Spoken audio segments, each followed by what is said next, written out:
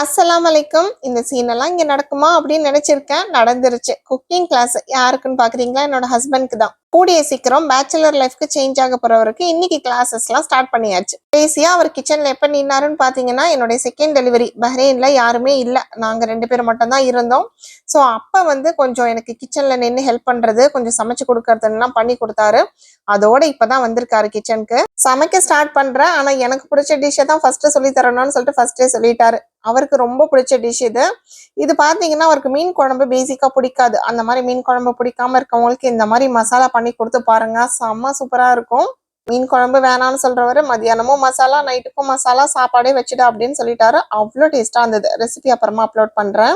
என்னோட அப்பாவுமே கல்ஃப்ல இருந்தவங்க தான். நல்லா சூப்பரா குக் பண்ணுவாங்க. பொண்ணுங்களோ பசங்களோ பேசிக்கான குக்கிங் 2 பேருமே கத்து வச்சுக்கிறது ரொம்ப ரொம்ப நல்லது. இந்த மாதிரி தனியா இருக்க வேண்டிய சூழ்நிலை வரும்போது அவங்க ஹேண்டில் பண்ண அவங்களுக்கு கொஞ்சம் ஈஸியா இருக்கும். ஈவினிங்கா நல்லா சூப்பரான ஒரு கார பொரி கூடவே டீ அல்ஹம்துலில்லான்னு வச்சு குடிச்சாச்சு. நாளைக்கு பார்க்கலாம்.